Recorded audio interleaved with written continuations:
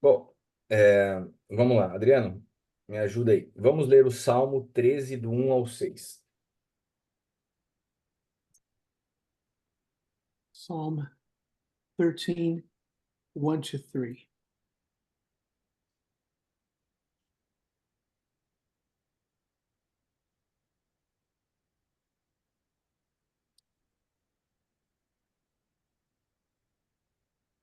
Just 1 second here. I am almost there.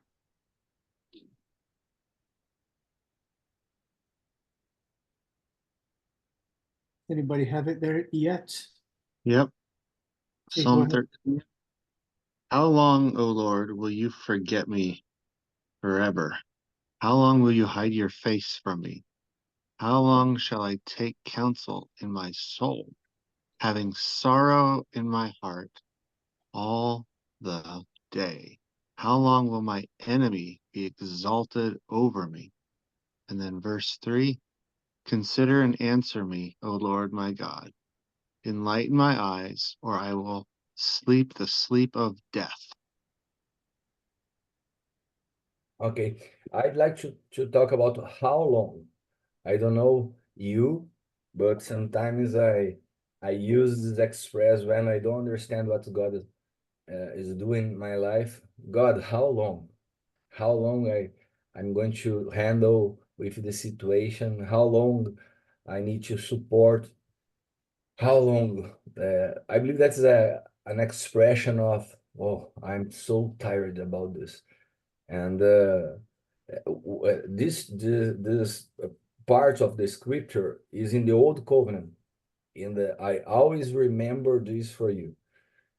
David expressed his discomfortable about to waiting in God, but how long? How long? It's like you forget me. Uh, he told us this expression in the verse 1. You forget me? How long, Lord? And is forever? You're going to forget me forever? And I don't know if you feel like David in situations in your life, but it's very common. It's very common. When I mentioned about this with the church, I saw a lot of people crying because they feel like this. God forget me, because sometimes we need to handle with problems for years. So, é muito interessante ver Davi falando isso, mas confessando no final do texto, mas eu decido me alegrar no Senhor mesmo assim. It is interesting to see David, despite everything he says, he ends making a choice and saying, but I choose to delight myself in the Lord. This is a decision. You need to take a decision. E eu me lembro quando nós tivemos o diagnóstico da situação do Caio, Mhm. do meu filho. I remember when we received um, Kyle's diagnosis. Ele passou 2 dias muito abatido, muito triste, muito bravo. For 2 days, he was super upset. He was um, cast down. E no terceiro dia eu chamei ele para conversar e falei para ele assim: Ô, deixa eu te falar uma coisa. Você já me viu enfrentando uma série de problemas. Você já me viu ficar 2 dias assim, do jeito que você tá? And I went up to him and I said, listen, you've seen me going through a lot of trouble and facing lots of issues. Do you remember ever seeing me having um, being overcome by sadness for 2 days? E então eu falei para ele sobre esse texto de Davi, e eu falei para ele: o que muda as coisas não é a maneira como nós perguntamos a Deus por quê, mas é como nós respondemos a Deus no meio das situações que nós vivemos. What changes is not um, coming to God with why, but it's how we respond to the situation. Yeah, the focus is not in our questions, but how we answer the circumstances of the life. We need to put our eyes in how we respond the situations in our life. This is the most important. Sometimes doesn't work. You start to take to express a lot of questions that this is not the moment that God going to answer. But when you respond in the correct way, this is a key. And eu falava com ele sobre isso. And uh, I spoke to him about this. E um dia depois ele se levantou e falou: pai, eu vou mudar meu posicionamento nessa situação. And 2 days later, he got up and he said, you know what? I'm done. I will change my response to the situation. E ele falou algo que me chamou a atenção. Ele falou assim: eu vejo muitas pessoas que passam problemas e não mudam nada. Eu não quero desperdiçar essa oportunidade de entender o que Deus quer na minha vida no meio dessa situação. I see, and he said, I see a lot of people going through trouble, and nothing changes. They live in that space of bitterness. I don't want to respond to God the same way. Yeah, and I asked permission to Kyle to mention this for the church because I thought, wow, this is very mature thought. The way that he was talking with me, and I remember the way of thinking, the mindset of the people in the old covenant, because they are foreign people. They are walking on the desert all the time, so they looking for a place to rest. You know, can you imagine it? They looking for a place, a geographic place to rest, because for them this is the moment that they're going to rest when they discover a land, a promised land is the place of rest, because they are eles estavam peregrinos no deserto. Mhm. Because they were in a peregrination. They were moving in the desert. E, e quando eles estavam assim, eles eram governados pela movimentação de uma nuvem, vocês se lembram? And when they were in that situation, they were guided by the movement of a cloud. E às vezes a nuvem se movia e eles tinham que levantar o acampamento e acompanhar a nuvem. And there were times when the cloud started moving and they had to pick up camp and start following. Às vezes eles ficavam 30 dias, ficavam às vezes anos parados em um lugar. Quando eles começavam a se adaptar com a terra, a gostar daquele lugar, a nuvem se movia, eles tinham que acompanhar. And sometimes they would stay for months, perhaps years in the same location. And as soon as they started adapting to the conditions and situations of the place where they were, the cloud would start moving. E isso gerava neles um desejo enorme por ter uma terra fixa, porque eles achavam que aí eles poderiam ter descanso dessa peregrinação. And that created in them a desire, profound desire for a permanent home, a place they could call home, because they were in constant movement. Então, o profeta Miqueias, no capítulo 2, versículo 10, ele expressa uma palavra para eles que a gente precisa interpretar hoje dentro das lentes do novo pacto. And there is a word in Micah chapter 2 that God is addressing this longing in their hearts, and it's something that we need to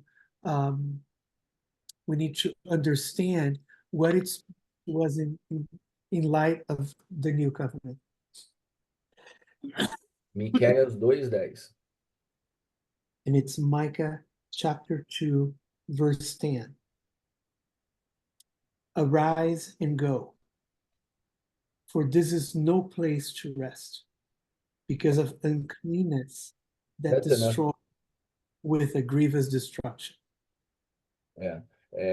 Aqui o profeta está falando, vocês não podem buscar descanso num lugar geográfico. Não é esse o descanso para vocês. What the prophet is saying is that the people should not make the correlation between a geographical place and rest. Specifically, that place was not the place for them. Agora, isso está acontecendo na antiga aliança. But that is a dynamic that belongs in the old covenant. Mas hoje nós, na nova aliança, às vezes seguimos com a mesma mentalidade. But we bring the same attitude, the same mindset to our lives today under the new covenant. A gente às vezes espera que uma situação financeira melhor vai nos trazer descanso. We rest on a financial on a better financial situation so that we can find rest. A gente às vezes acha que quando os problemas que nos incomodam forem resolvidos, a gente vai ter descanso. We believe that rest will be found when problems that we are facing are resolved. Mas a Bíblia fala que Jesus, que Cristo é o nosso descanso. But the Bible says that Jesus, that Christ is our rest. E nós precisamos entender que quando nós temos essa mentalidade, nós não ficamos aguardando as respostas com ansiedade ou querendo acelerar o tempo, porque a gente consegue esperar em Deus com paz. And we need to understand that when we abide in Christ, we're able to await for the resolution of external situations, but we await in a state of peace. E Davi, o mesmo Davi que escreveu aquele salmo que a gente leu, falando até quando, Senhor? Até quando, Senhor? Ele escreve um outro salmo aonde ele dá a resposta para as perguntas que ele mesmo fez. And then we find David, the same David that wrote those words in Psalm 13. He himself responds to the cry of his heart in Psalm 13. A pergunta de Davi naquele primeiro salmo que a gente leu foi várias vezes qual? Até quando, Senhor? Até quando? Era essa a pergunta. The question that David had was how long? How long, Lord? Agora vamos ler o salmo que ele escreve, o próprio Davi, o Salmo 105, do 16 ao 21. But let's look at David, Psalm 105. Let's see what Dave says in Psalm 105. 105. Salmo 105, do 16 ao 21. From 16 to 21. It says, when he summoned a famine on the land. Ó, só uma observação. Davi escreve esse salmo observando a vida de José. So David is writing this psalm from the perspective of someone who's looking at Joseph's life. Yeah, ok. Ele está falando sobre a vida de José aqui. He's speaking of Joseph's life. When he summoned a famine on the land and broke all supply of bread, he had sent a man ahead of them, Joseph, who was sold as a slave. His feet were hurt with fetters. His neck was put in a collar of iron. Agora, until what he had said came to pass. The word of the Lord tested him. The king sent and released him. The ruler of the peoples set him free. He made him lord of his house and ruler of all of his possessions. Olha que interessante, Davi, ele não consegue entender o tempo de Deus olhando para a vida dele. So David cannot understand God's timing when he looks at his own life. Daí, de alguma maneira, Deus leva Davi a se recordar, observar a vida de José. Somehow, the Spirit of God leads David to examine and remember the life of Joseph. José foi um homem que tinha várias promessas de Deus. Joseph was a man with many promises from God about his life. Vários sonhos haviam sobre a sua vida. There were many dreams in his life. Mas até que esses sonhos se cumprissem, ele teve uma jornada muito difícil com vários problemas. But until the fulfillment of those dreams, he had a very difficult journey, a journey full of trials. Mas aqui tem uma chave muito importante na Bíblia que fala assim, o until para vocês, em português está até que se cumpriu a profecia. Essa é a maneira que está traduzido para mim aqui em português, até que se cumpriu a profecia.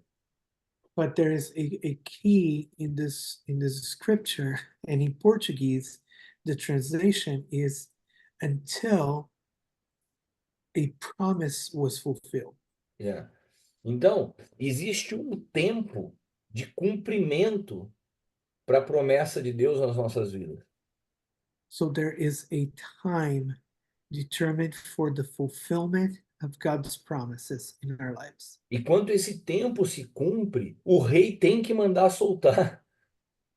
And when this time is fulfilled, it doesn't matter. The king has to set him free.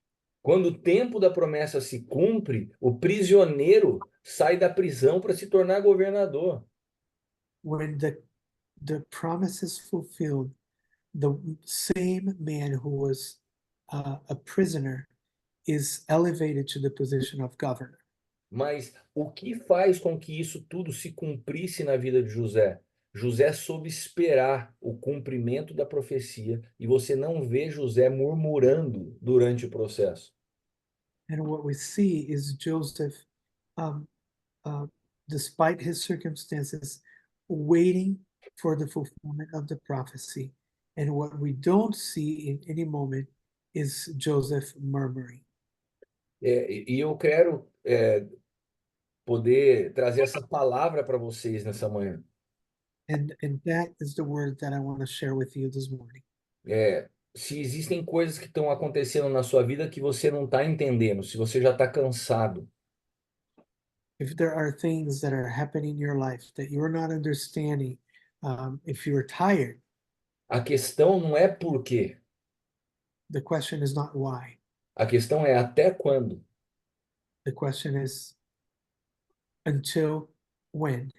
Porque quando se cumprir, porque quando se cumprir o tempo de Deus, tudo que Deus precisa fazer, vai fazer.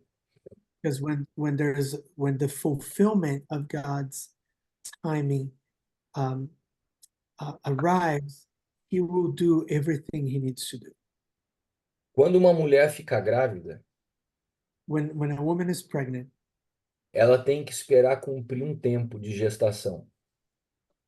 she has to wait for the fulfillment of the timing of gestation, Para que essa criança seja formada. so that this child is formed. Se essa mulher chorar, espernear, gritar, profetizar para que a criança fique pronta antes, não vai adiantar nada. Precisa ter o tempo de cumprimento. No matter if this woman whines, complains, cries, she can even prophesy. It doesn't matter. There is a time for the fulfillment and the formation of this child. E se por algum motivo de tanta insistência essa mulher tira essa criança antes do tempo, essa criança ela sai prematura, ela não está completamente formada. Os problemas são sérios. And if for whatever reason this child um, uh, is born, if this birth is manipulated, or the child is born before the completed time, there are consequences to a premature born child. Então nós precisamos entender que Deus está formando algo em nós através dos processos que nós passamos. So it is important for us to understand that through the processes we're going through, God is forming something in us. He's building something in us. E que os nossos olhos devem estar atentos muito mais ao que está acontecendo dentro de nós do que o que está acontecendo à nossa volta. Because God is focused on what is happening inside of us, despite what is happening outside of us. E o processo é um processo de amadurecimento. And the process is a process of maturation. E se tem uma situação que atrapalha o processo de formação é o nosso orgulho. And one of the things that get in the way of this process, this maturation process in our lives, is pride. Às vezes a gente, por causa do orgulho, pensa que a gente já sabe tudo. Pride sometimes leads us to think that we get it, we understand, we know what's going on. O orgulho nos faz, às vezes, nos comparar com outras pessoas. Pride causes us to compare ourselves to other people in their circumstances. E o orgulho faz muitas vezes a gente achar que Deus está sendo injusto conosco. And pride leads us to think that God is being unfair. Então, um dos ambientes que pode nos fazer com que esse tempo seja o cumprimento desse tempo não tenha atrasos é a humildade. And one of the things that allows for the process of maturation to take place without obstacles and hang-ups is exactly an attitude of humility during this process. Vamos ler 1 Pedro 5, 1 Pedro capítulo 5, versículos 5 e 6. 1 Peter 5, 5 and 6.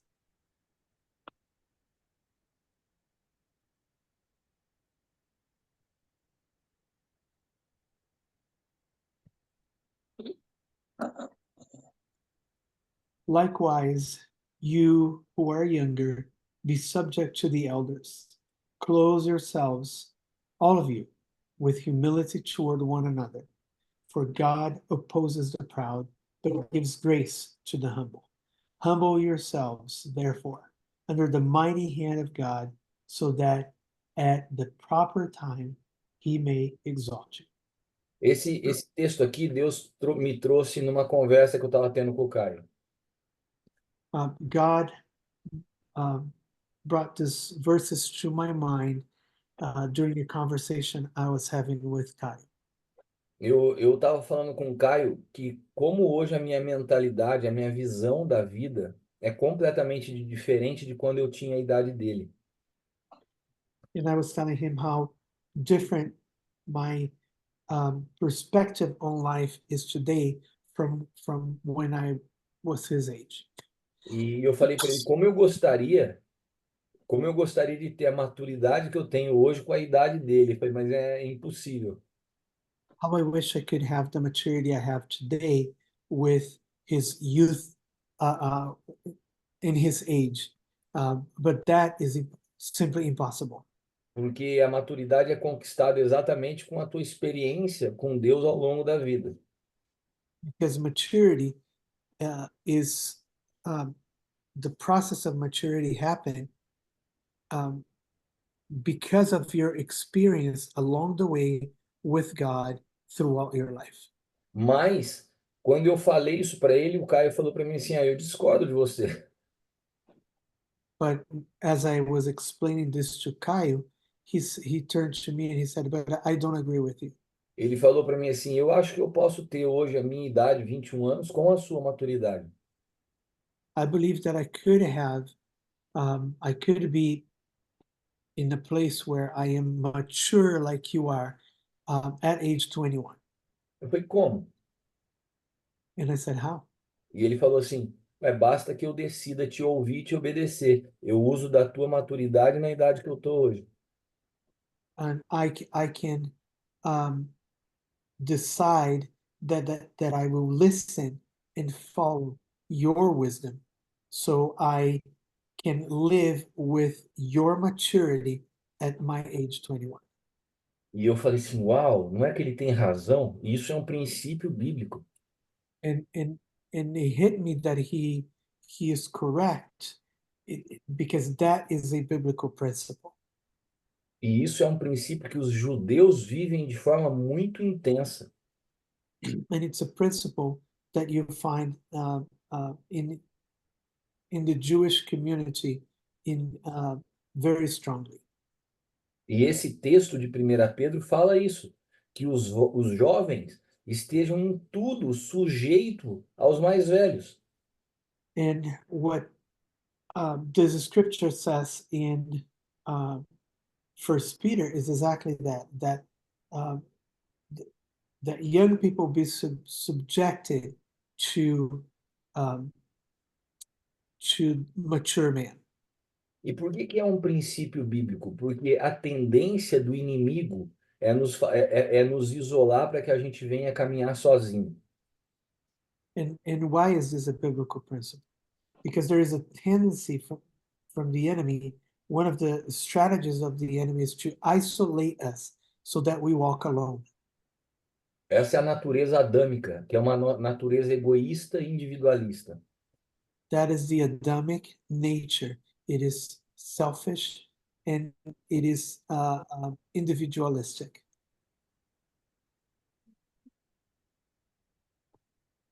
Só tô dando tchau para ela aqui. Tá bom. Bye to Leila. Tchau. Vamos, Leila, vamos. She's asking me more money. Is always this problem. She told me, I answered. I like Kips. Yeah.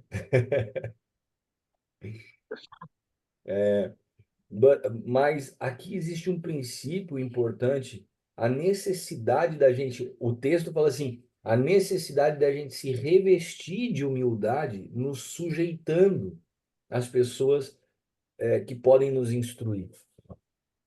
And the principle here is described in with this picture of closing ourselves with humility and submitting ourselves to others in love.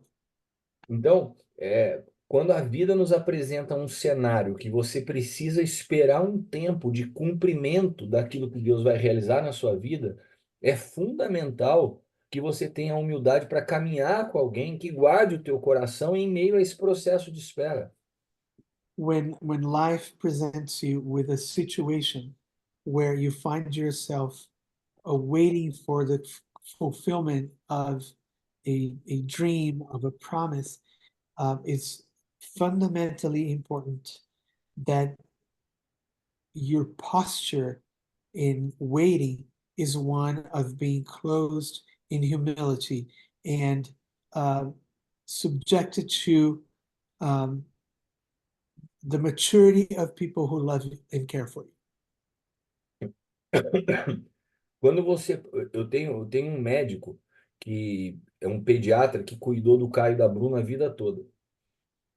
There's a local doctor who, a pediatrician who cared for Leila, for Bruna and Caio, not Leila, but Bruna and Caio their entire lives. E todas as vezes que a gente marcava consulta, eu chegava no horário e ele atrasava 1 hora, às vezes até 2 horas para nos atender, e eu ficava muito bravo. And it just so happened that when we made appointments to go see him, we would arrive on time for the appointment, but the waiting was ridiculous. So we've had to wait an hour sometimes. We've waited almost a couple hours to be seen, E eu ficava muito bravo. and it really upset. Então um dia a Leila me falou assim: por que que você fica bravo? And one day, Leila said, "Why do you get mad?" Eu falei assim: porque toda vez ele atrasa. Daí ela falou assim: mas se você sabe que ele atrasa, venha preparado para enfrentar o atraso. And I said, "Why are you mad?" And Chris said, because he's always late. He wastes my time." I said, "Well, if you know that he's always going to be late, why don't you prepare and you arrive prepared um, with the knowledge that he's going to be late?" Então eu comecei a ir para consulta, eu levava um notebook, eu continuava fazendo as minhas coisas de trabalho, às vezes eu levava um livro. E cara, ele continuou atrasando, mas para mim a minha perspectiva mudou porque eu me preparei para lidar com aquele atraso. And what happened was that my perspective changed because I started taking my computer with me when I went to the appointment, or I took a book, and that only happened because I took time to prepare myself so that I wouldn't waste my time while waiting. Existem situações na nossa vida que a gente não tem controle, não tem condições de mudar, There are situations in our lives where that we cannot control, we cannot affect change. que elas necessitam um tempo para serem resolvidas. We can be Christ most times. They require from us a time for resolution. E nós precisamos aprender a nos preparar para lidar com a espera. And we need to prepare ourselves to handle the waiting. E isso é maturidade. That is maturity. Bom, eu gostaria de trazer essa palavra para vocês hoje. Ela está meio que isolada do contexto que a gente vem trabalhando com os livros, mas eu achei esse princípio tão importante que eu falei assim, eu quero trazer para eles hoje e depois a gente segue com o livro. So this word comes at a time where it doesn't fit in with the construction that we started with the book Man at Work. But I wanted to bring this because I believe it's a timely concept in the construction that we're making. Amém? Right? For me, it is timely. It's very important for me today. Amém. Yeah, you have Well, to yes, decide ahead of time what you're going to do when you have a time of waiting. mhm, Yeah. Yep. absolutely. Absolutely. It's neat that David did that very thing. He looked to Joseph, a predecessor, and an elder or a more mature person. It's also interesting to observe that this was before Holy Spirit and before Jesus on the cross, and before Holy Spirit was given to us. And still he persevered. Mhm. And I think there's a key there. Chris said that the strategy of the enemy is to isolate us. When we are isolated, we don't see the lives of people who are exercising the waiting successfully. Yeah. We don't see it in the Bible, and we don't see it in our circle. People who are humbly processing their waiting. It's all about us. It's all about us. Yeah. Wow.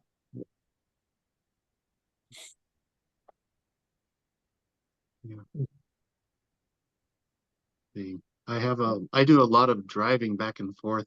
It's 45 minutes from my house to the church building where we go. And I was like, what do I do in all this time? It's not a time of trial, but it's a lot of waiting time because you're just driving. And I now come prepared to, seek God, and also especially when I have one of my kids with me in there, to prepare is like, okay, God, you're going to do something with this driving time. And so really just to offer that whole driving time up to God. So, yep.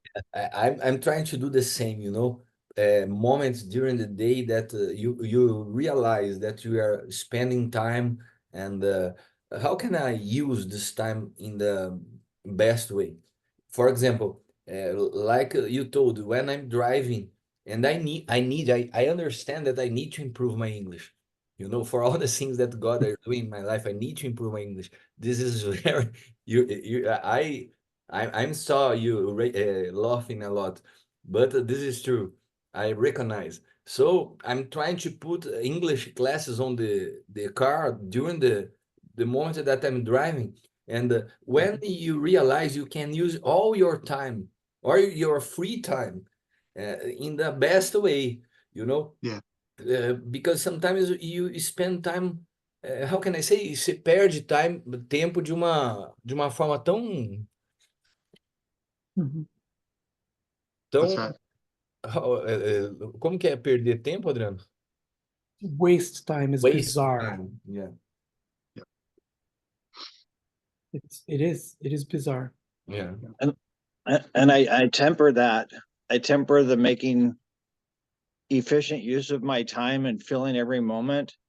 Also with Holy Spirit, asking Holy Spirit to lead me in this moment, so that I'm not just always filling my moments and not having that quiet, restful time. And that's become a real thing for me, to ask Holy Spirit what to do and when to do, when I should be listening to a podcast or should be maturing compared to listening to him and having time with him. Yep. Yep. That's because that downtime I've learned is precious. Yep. That quiet space is precious. Mhm. Yep. And just this wisdom that Caio inherited. I wish and I hope that one day you guys can meet Chris's dad. I think it really helps you understand who he is. And there is like this uh, this spiritual blessing that I see that comes down from his dad through him to Caio. And I think we need to, and I think we are the ones who are changing, who are switching this key in our generation Yeah. I for agree. our sons, even if we don't see it at this moment. We are the ones who are turning this. And I believe that what God is doing through Aljava, and I keep saying, it's calling us from this place of perpetual adolescence into maturity, so that this maturity can be passed on to our sons and to their children. Yep. Amen to that. It is hard. There's this pattern of living in perpetual adolescence. It's it's.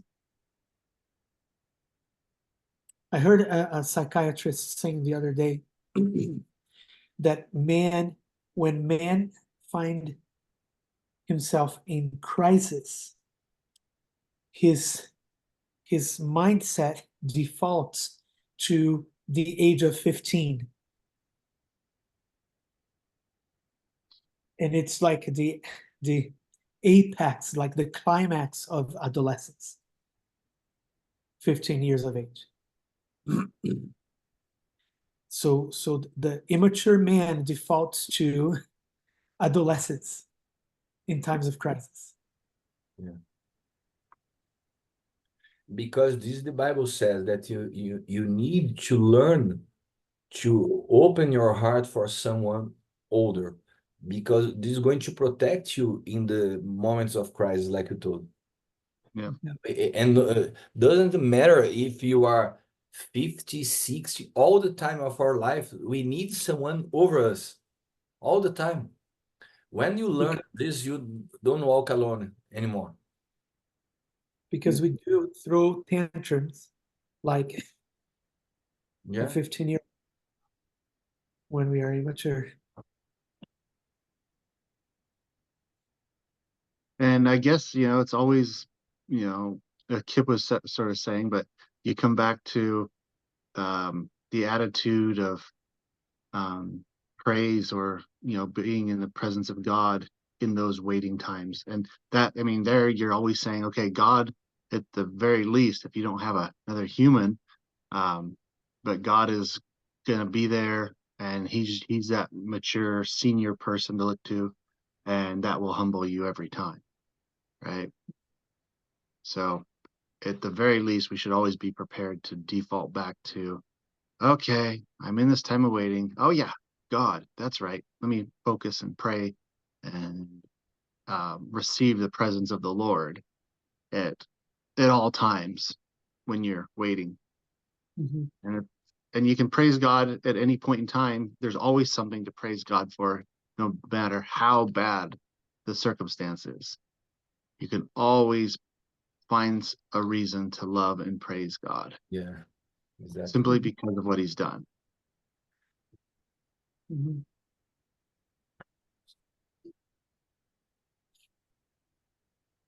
Okay, guys, I need to go, and I'm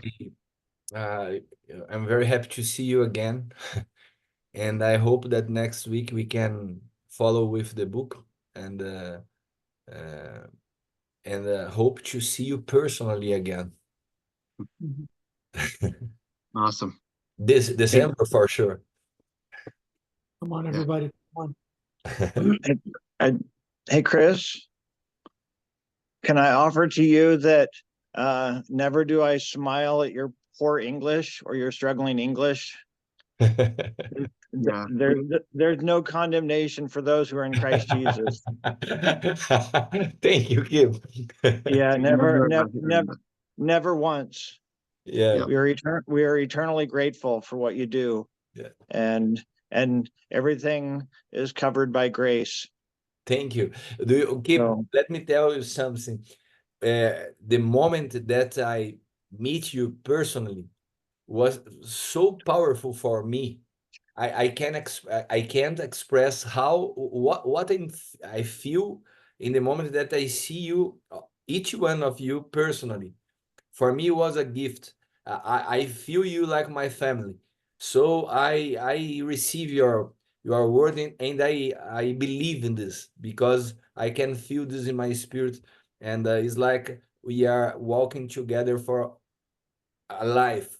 That's my feeling, So thank you for your words, and I promise that I'm going to improve my English. Take your time. Don't stress. Okay, thank you. Your love. Thank you, Chris. Have a good week, guys. Thank you, guys. All right, goodbye. See you next week. Thank you very much. Bye-bye.